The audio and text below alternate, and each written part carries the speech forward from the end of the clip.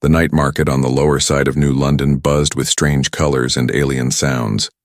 Neon lights flickered over cages, glass tanks, and glowing boxes that held creatures from different worlds. Humans walked among them, laughing, pointing, and buying living beings as if they were toys. Some cages held tiny animals that sparkled like fireflies. Others had creatures that looked like lizards with feathers and bright eyes. Ethan Ward, a mechanical engineer, had come only to buy spare parts. He hated this place, but it was the only place where alien tech was sold cheap. He walked fast, ignoring the smell of oil and fear that filled the air. Then something stopped him, a sound, soft and trembling like a whisper. "Please, don't." Ethan turned.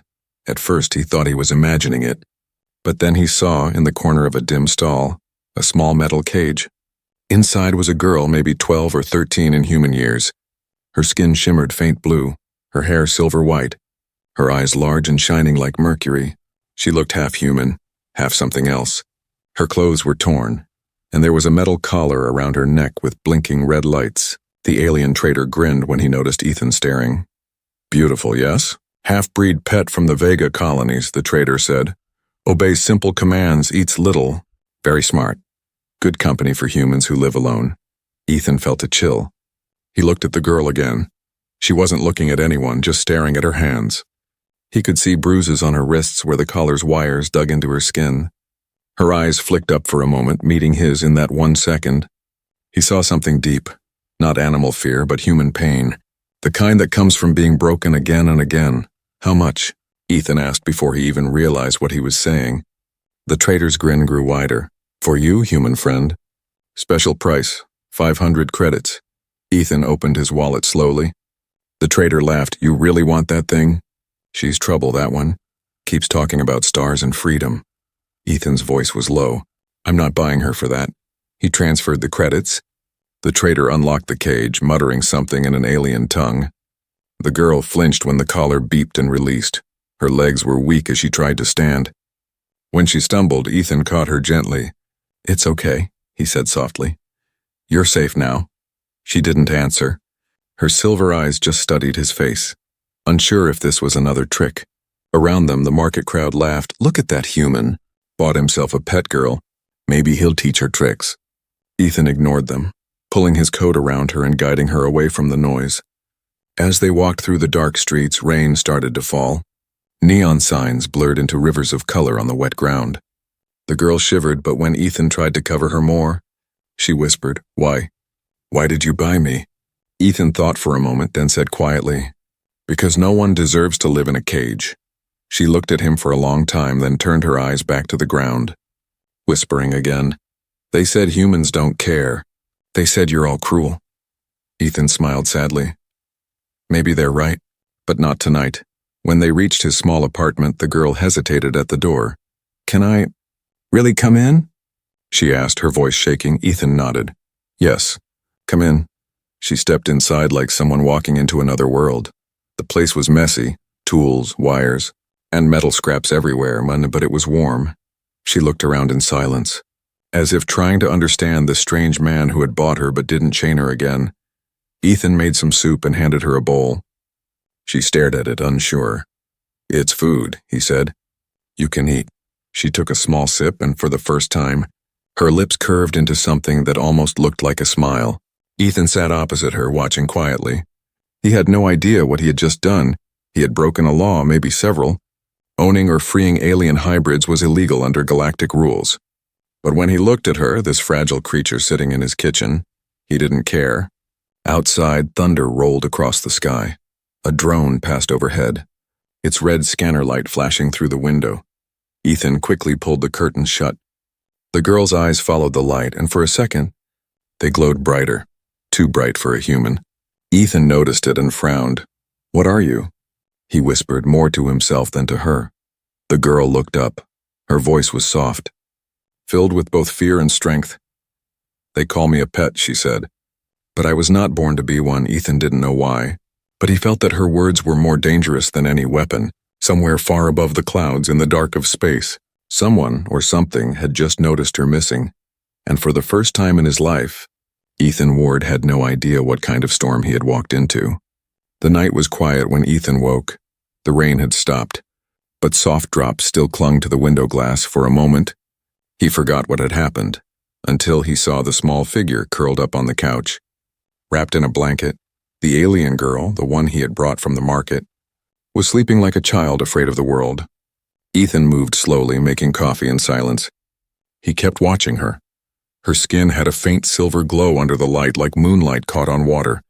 Every now and then her fingers twitched, as if she was dreaming of something painful. When she woke, her eyes opened wide in panic. She looked around like a trapped bird. "Ready to run, it's okay," Ethan said softly. "You're safe here." Her breathing slowed, but her eyes stayed sharp, always watching him. She tried to sit up, holding the blanket tightly. "Where am I?" she asked in a voice that trembled like a whisper through cold air. "My home," Ethan replied. "You were in bad shape last night. I thought you needed a place to rest," she blinked, confused. "You didn't lock me in." "I don't lock people," Ethan said. "You're free." She didn't answer, only stared at her hands. Her wrists still had faint marks where the metal collar had burned her. When Ethan noticed, he turned away. The sight made him feel both angry and helpless. After a long silence, he asked quietly, "What's your name?" The girl didn't look up. She hesitated, as if searching inside her mind. Finally, she whispered, "I don't remember." Ethan frowned. "You forgot?" She nodded slowly. "They took it. They said I didn't need one." Ethan's heart tightened. He walked to the window, watching the city's early light spread like silver mist. "Everyone deserves a name," he said. Almost to himself, he turned back and smiled gently. "Then I'll give you one. Until you remember yours." The girl looked surprised. "You will?" "Yes," Ethan said. "How about Lyra?" She repeated it softly. "Lyra." For the first time, she smiled, a small, fragile thing, but real. That moment changed something. Lyra began to explore the room little by little. She touched the strange human objects. The clock, the tools, the books. She was careful, almost scared to break them. Ethan showed her how the light switch worked. When the bulb turned on, her eyes widened with wonder. "You control light?" she asked, amazed. Ethan laughed quietly. "It's just electricity." But she shook her head, whispering, "On my world, light listens only to the strong." Over the next few days, Ethan noticed strange things. Sometimes when Lyra was frightened, the air in the room grew cold. Once, when a loud noise startled her, the metal cup on the table bent slightly, without her touching it. Ethan didn't say anything at first, but he began watching carefully. He knew this wasn't normal, whatever Lyra was. She was more than just a hybrid creature. One evening, while fixing an old scanner on his desk, Ethan asked, "Lyra, do you remember where you came from?" She hesitated, her voice low. "A lab, white rooms, bright lights, voices behind glass.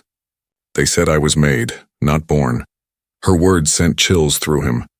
He looked at her, this small girl who spoke with such sadness, and realized she had never known love, never known kindness. Ethan said softly, "You're not just something made, you're alive. That's what matters." She smiled faintly, but then her eyes went distant again. "They used to test us," she whispered. "If we failed, they erased us." Her voice broke on that last word. Ethan clenched his fists, trying to calm the anger rising inside him. No one deserved that, not even on a cruel planet. Later that night, Ethan ran the repaired scanner. It was meant to pick up stray signals from deep space, but as it buzzed to life, a strange sound came through the speaker, like a voice buried in static. "Subject L9, containment breach detected. Initiate retrieval protocol." The voice was robotic, official, and cold. Ethan froze, staring at the signal trace. "Subject L9, he repeated quietly. He turned toward Lyra, who had gone pale, her eyes wide with fear. "Lyra," he said carefully. "What does L9 mean?" She stepped back slowly, shaking her head. "They'll find me," she whispered. "They always find us." Ethan felt his stomach tighten. "Who?" "The ones who made me," she said, her voice breaking. "The ones who sold me like an animal when I ran away." The scanner started to flash red, a coded signal locking onto a frequency from orbit. Ethan turned it off immediately, but he knew someone, somewhere, had just found a trace. He looked at Lyra, who stood trembling by the wall, and said quietly, "They're not taking you again." She stared at him, confused. "Why would you risk it?" "You don't even know me." Ethan's voice was calm but firm. I don't need to know you to know what's right. That night, as Lyra slept again, Ethan sat by the window watching the stars. He thought about what she said and made, not born. He remembered her powers, her fear, her innocence. She was dangerous, maybe even illegal, but she was also the most human soul he had ever met. And far above the clouds, in the black silence of space, something massive shifted. A signal had been sent, coordinates locked, and for the first time in decades, the Galactic Patrol changed its course toward Earth. Unaware that one ordinary human and one forgotten child were about to change everything. The next morning came quietly. Thin light slipped through the curtains of Ethan's apartment, but neither of them felt peace. Lyra sat near the window watching the gray sky, her silver hair glowing faintly in the dim light.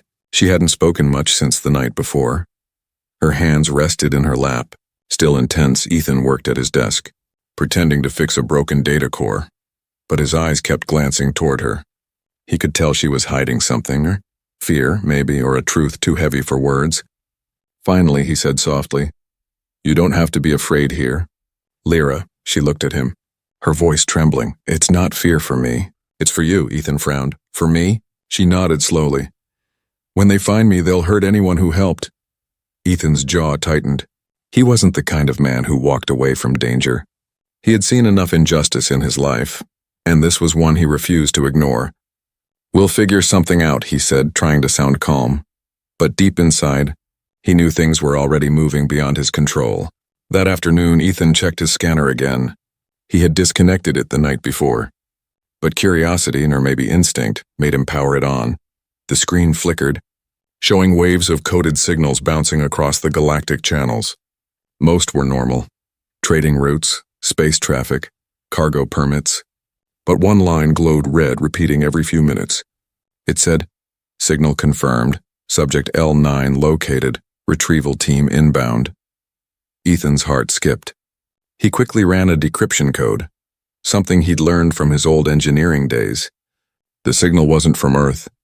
It was coming from a ship orbiting just outside the planet's atmosphere. Not government, not human, something else. He turned off the screen and glanced at Lyra. She was standing behind him, silent. "You already knew, didn't you?" Ethan asked quietly. Lyra nodded, her eyes full of sadness.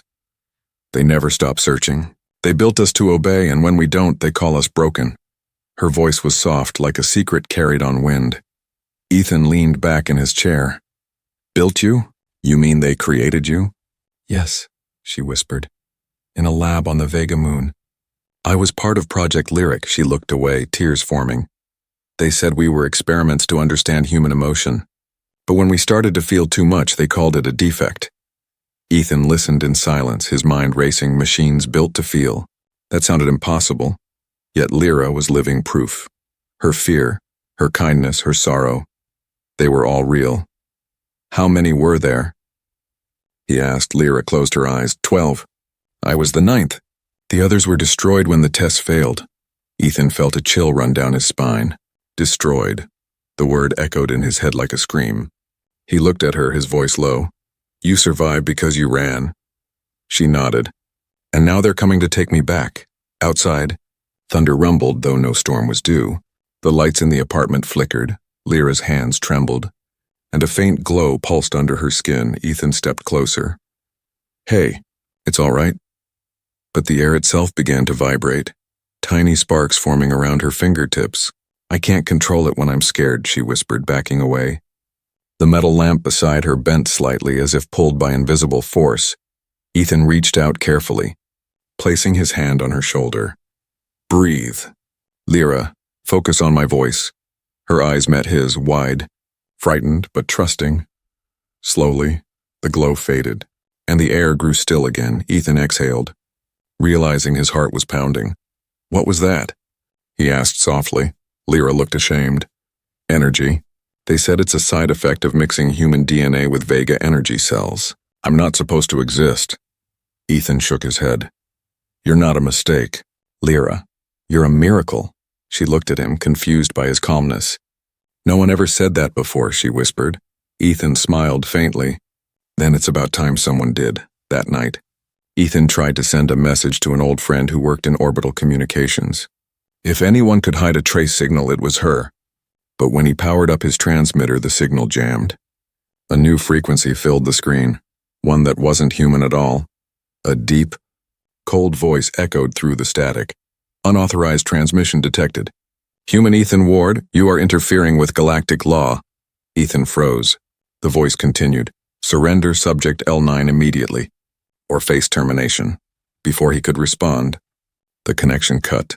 The screen went black, leaving only the sound of static in the air. Ethan stared at it, jaw clenched. They know my name, he muttered. Lyra stepped closer, pale and trembling. They'll send drones first. Then soldiers. Ethan looked at her, small, scared, glowing faintly under the dim light. He made a choice then, silent but final. We're not waiting for them, he said. Pulling his old field pack from the shelf, Lyra blinked. Where will we go? Somewhere they can't scan us, the old city ruins, he said. They're full of metal interference. It'll buy us time, Lyra hesitated. You'd run for me? Ethan turned to her, his eyes steady. I don't run for anyone, he said, but I'll fight for what's right. As they left the apartment, the night sky above shimmered with strange lights, faint trails of ships entering orbit. The hunt had begun, and somewhere far beyond Earth, a command echoed across the void. Retrieve the subject. Eliminate the human. But they had underestimated one thing. Humans may break, may bleed, but they don't surrender easily. And Ethan Ward was about to show the galaxy what that truly meant. The night sky burned with silent light. Dozens of invisible ships floated above the clouds. Watching, waiting, down below, in the abandoned streets of Old City, Ethan Ward moved quickly through the shadows. Lyra followed close behind, her silver hair hidden under a hood, her small hands trembling as she clutched his jacket. Old City was a graveyard of metal, once filled with factories and skyscrapers. Now only dust and rust remained. It was the perfect place to disappear. Every wall was lined with thick steel and dead signal towers. No scanners could pierce this far. They entered an old subway tunnel where Ethan had once built a shelter years ago. He pulled a lever, and a hidden door creaked open to reveal a small room with broken screens and old tools. Lyra stepped inside, her eyes wide with curiosity. You lived here before? She asked softly. Ethan nodded. During the power wars, it was safer underground then too. He set down his bag and began to unpack. Energy cells, an old blaster and a small generator. Lyra sat on a crate watching him work. She looked tired. But something else hid behind her eyes. Guilt, finally, she said. You shouldn't have come with me. Ethan didn't look up.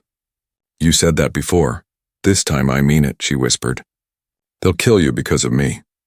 Ethan stopped what he was doing and turned to face her. Then they'll have to try, he said simply. For a moment she said nothing. Then she asked quietly, why do humans fight for others who are not their kind? Ethan smiled faintly. Because that's what makes us human. Lyra looked away, whispering, they told me humans were selfish, that you only care about yourselves. Then they lied, Ethan said. Maybe they fear what they don't understand. Outside, thunder rolled, not from clouds but from engines. The air above the city shimmered with faint red lights. Lyra tensed, her silver eyes glowing softly.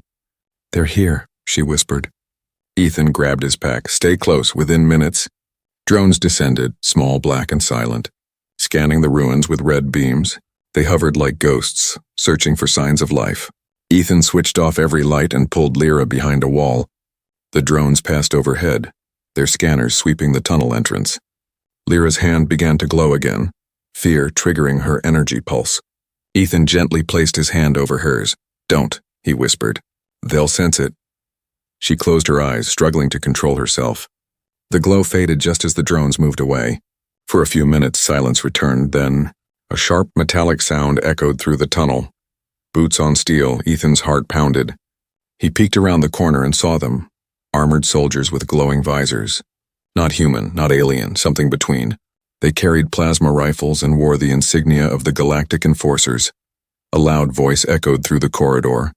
Human Ethan Ward, by order of the Galactic Council, surrender the subject and step forward. Ethan looked at Lyra, who shook her head in terror. He whispered, stay hidden. No matter what happens, don't make a sound. Before she could speak, he stepped out slowly, hands raised. Where's the girl? The lead soldier demanded. Ethan said nothing. Failure to comply will result in termination, the soldier warned. Ethan's voice was calm, steady. She's not a thing. She's not your property. The soldier raised his rifle. The blue light of the plasma core charging. Human, you are violating galactic law. Ethan smirked slightly. Then maybe your law needs changing. Before the soldier could fire, Ethan threw a small flash bomb from his belt. The tunnel exploded with white light. Lyra covered her ears as the sound echoed like thunder. Ethan grabbed her hand and ran deeper into the tunnels. The soldiers shouted behind them, beams slicing through the dust. Ethan's lungs burned, but he didn't stop. He led Lyra through a side tunnel and into an old maintenance shaft. The door sealed behind them, locking with a heavy clang. For a moment, everything went silent. Lyra looked at him in disbelief. You fought them, Ethan grinned. Told you I don't like bullies, but their victory was short-lived. The old generator lights flickered.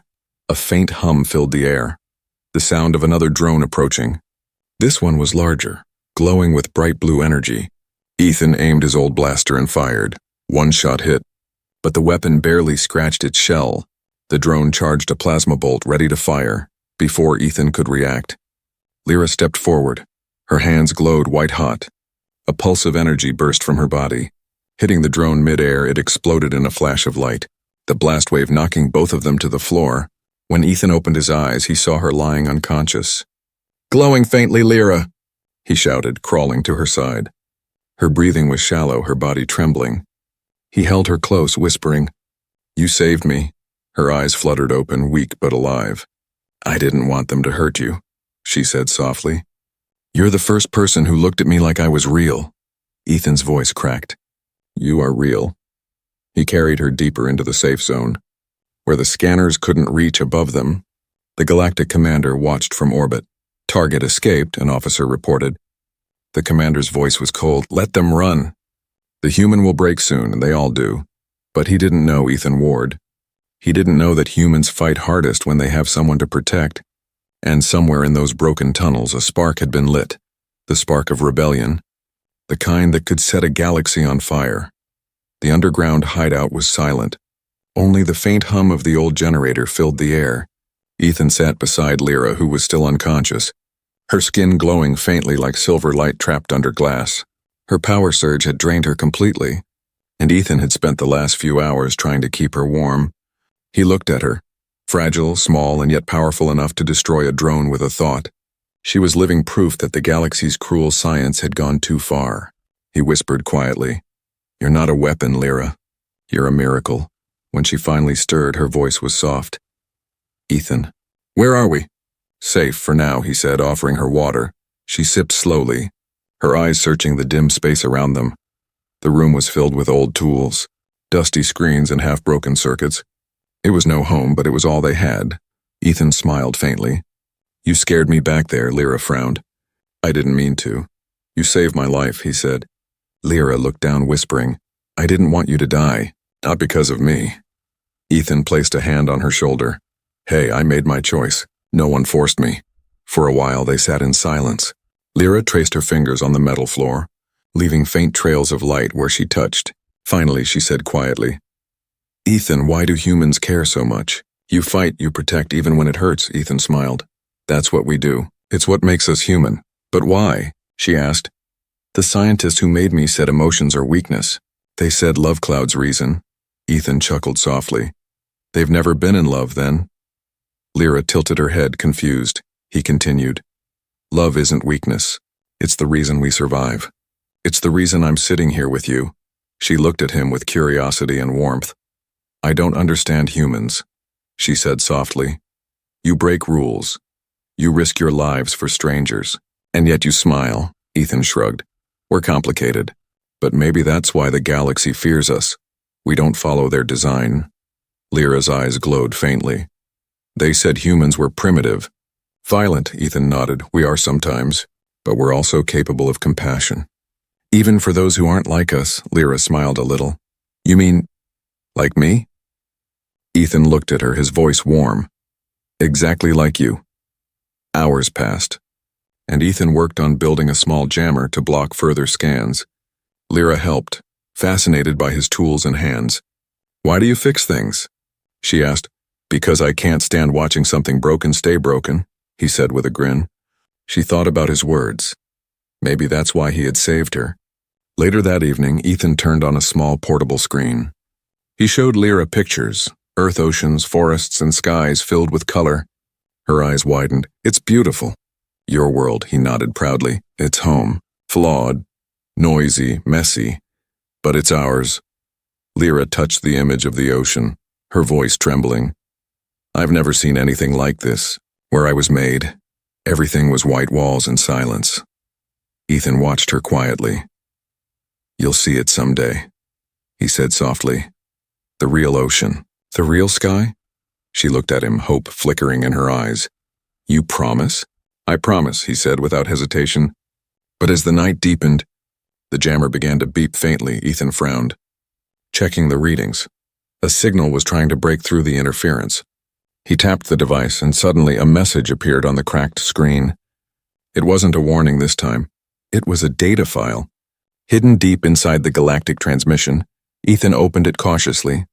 A hologram flickered to life, showing a group of scientists in white suits. One of them spoke. Project Lyric. Successful synthesis of human and Vega genetic code. Subject L9 shows emotional growth and advanced empathy response. Another voice added. If perfected, this hybrid could teach the Vega to feel emotion. But it's unstable. If it learns love, the balance of control will collapse. Ethan's eyes widened. He turned to Lyra, who looked pale. They made you to teach them emotion, he whispered. Lyra nodded slowly. I remember now. They said I was their experiment to understand human hearts. But when I began to care for the others, they called me defective. Ethan stood there speechless. A child created in a lab, punished for feeling too human. He clenched his fists. They're scared of you. Lyra looked up. Confused? Scared? Yes, Ethan said. Because they built you to mimic emotion and instead you became emotion. You learned compassion. You learned love. That's what they can't control. Lyra's silver eyes filled with tears. But I'm not human, Ethan smiled gently. You're more human than most people I've met. For a long moment, neither spoke. The room was filled with quiet light from the small generator. Flickering softly like a heartbeat, Lyra whispered, Maybe that's why they want me gone.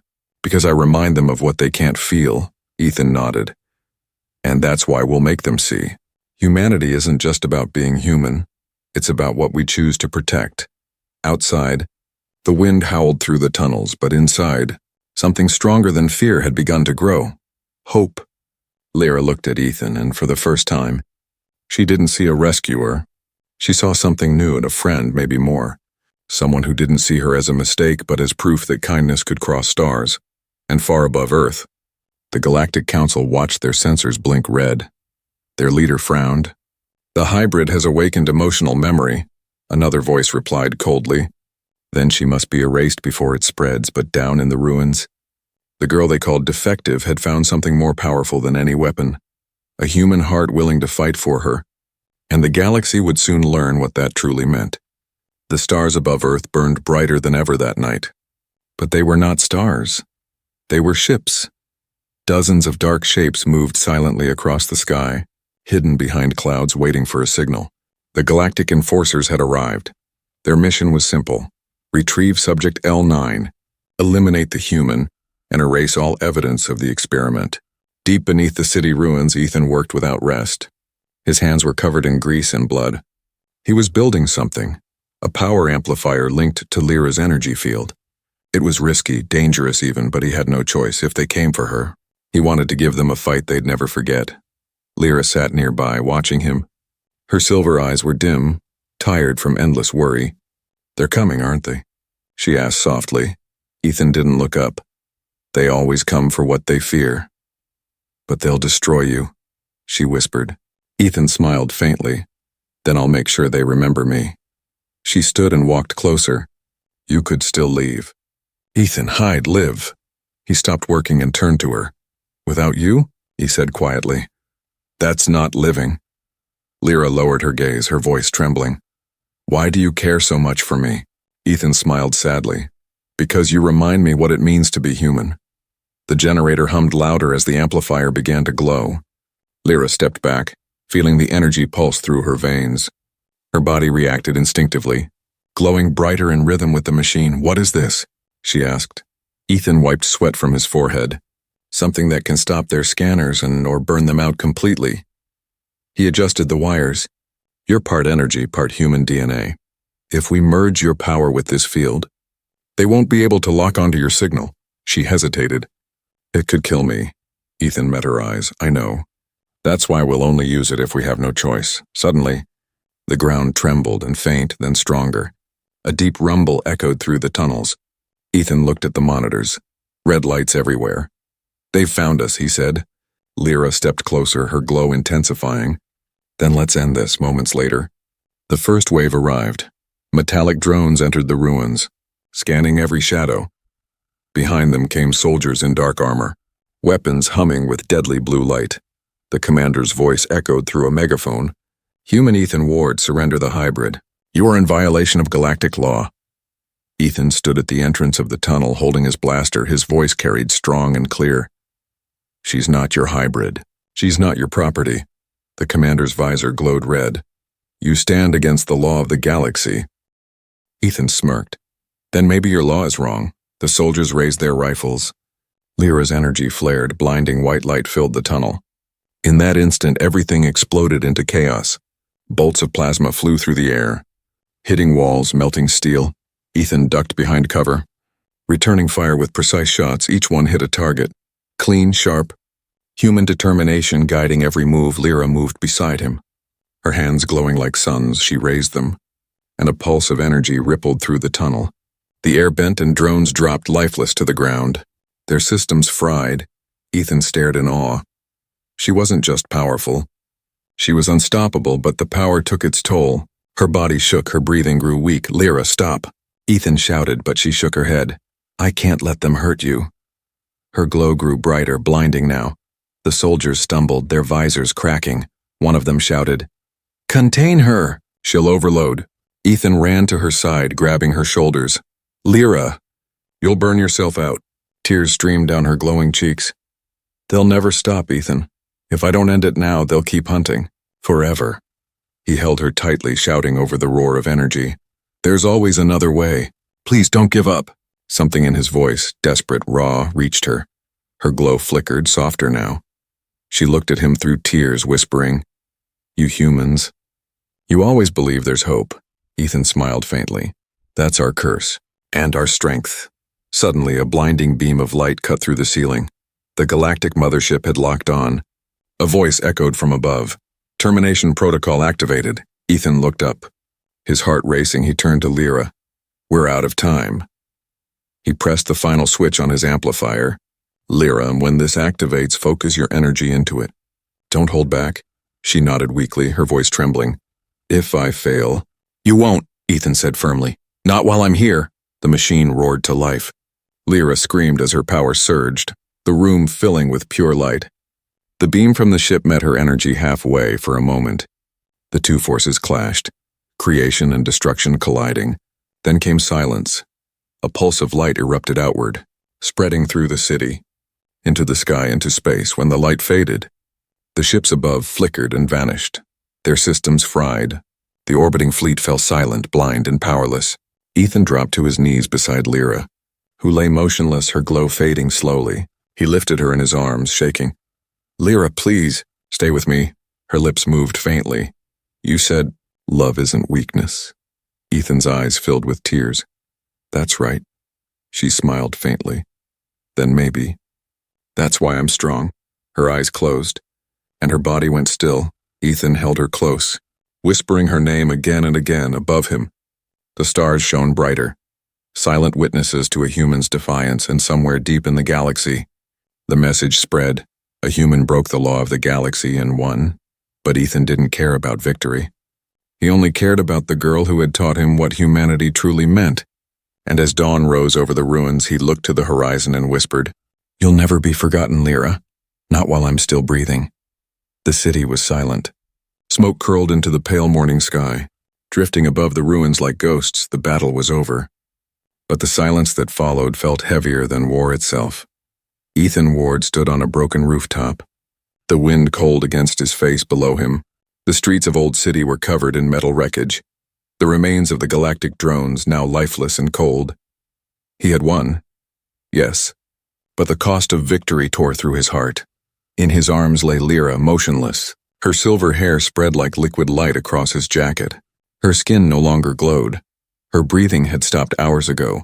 Ethan's hands trembled as he brushed a strand of hair from her face. She looked peaceful, too peaceful for someone who had known only fear and pain. "You did it," he whispered, his voice breaking. "You saved them all." He stayed there for a long time, holding her as the sun slowly rose. Its first light touched her skin, and for a brief moment, it shimmered again, like her body was remembering the warmth of life. Ethan smiled through tears. "You always loved the light." Around him, the people of New London began to emerge from their shelters. They looked up at the sky, confused and amazed. The galactic ships were gone, their systems destroyed, their laws broken. The news spread quickly. A human had defied the Galactic Council and survived, but Ethan didn't care about headlines or legends. He only cared about the girl who had taught him what humanity truly meant. He built a small resting place for her near the old riverbank, a quiet spot where the sunrise painted everything gold. He placed a single piece of metal above the grave, carved with trembling hands, Lyra, the child of two worlds, the heart that taught us to feel. For days he returned there, sitting in silence. Sometimes he talked to her, about the people rebuilding the city, about how the stars looked brighter now. He told her about the children who played outside again, and about how no one had called another living being a pet since that day. The world had changed, quietly but forever. Then one evening, as he sat beside the river, he noticed something strange. The water rippled even though there was no wind. The air shimmered faintly, glowing with silver light, the same color as Lyra's eyes. Ethan froze, a soft voice echoed, faint but clear. "Ethan." He turned, eyes wide. From the light, a small figure began to form. Not solid, not ghost, but something between. It was Lyra, or what was left of her. Her energy form, gentle and luminous. Ethan's heart raced. "Lyra," he whispered. She smiled, and that same soft, shy smile he'd seen the first day she tasted human food. "You kept your promise," she said. Her voice like wind over glass. Ethan blinked back tears. "You came back." "Not all of me," she said softly. "Just what remains of my energy. I wanted to see you one last time." He stood there, silent, afraid to move, afraid she would vanish if he blinked. Lyra stepped closer, her light flickering softly. "You showed me what I was meant to be," she said. "Not an experiment, not a weapon, but someone who could love." Ethan shook his head. "You were already that. Lyra, you just needed someone to see it." Her eyes shone brighter. "And you did."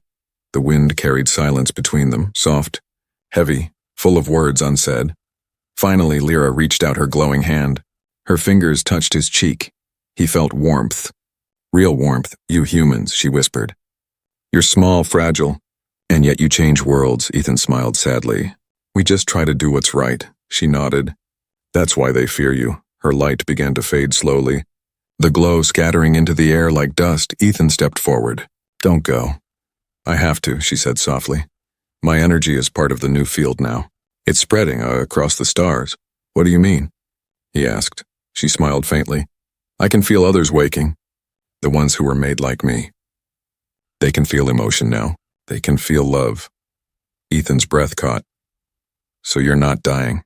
You're living through them," Lyra nodded. "And through you." She looked at him one last time. "Promise me something," she whispered. "Anything," he said, his voice shaking. "Don't let them make you forget what it means to be human." Ethan smiled through tears. "I couldn't forget even if I tried." Lyra's form shimmered, her silver light breaking into 1,000 tiny fragments that floated into the sky. They rose higher and higher until they became part of the morning light. Ethan watched until the last spark vanished. Whispering, "Goodbye, Lyra," days turned into weeks. The world began to heal. The Galactic Council, humiliated by their defeat, withdrew their forces from Earth. But they couldn't erase what had happened. Rumors spread through the galaxy about a human who fought the law and won, about a girl who was neither human nor alien, but something far greater. Years later, children in New London would point at the sunrise and say, "Look, and that's the light of Lyra," and parents would tell them the story. How a human and an alien child changed the meaning of life. How kindness became the strongest law of all. Ethan Ward grew old, but he never left the riverbank every morning. He sat where the first light touched the water, and sometimes when the breeze blew softly, he heard her voice again, faint but real. "Ethan, thank you." He would smile and whisper back, "No, Lyra, thank you." The world had found a new dawn, not born from power or war, but from the simple truth one man had proven to the stars, that humanity's greatest strength was never its machines or its laws. It was its heart, the heart that could love even what it didn't understand, the heart that could change the galaxy. And somewhere, far beyond the edge of light, a girl of silver eyes and gentle smile drifted among the stars, nor watching, guarding, and forever remembering the human who refused to treat her like a pet.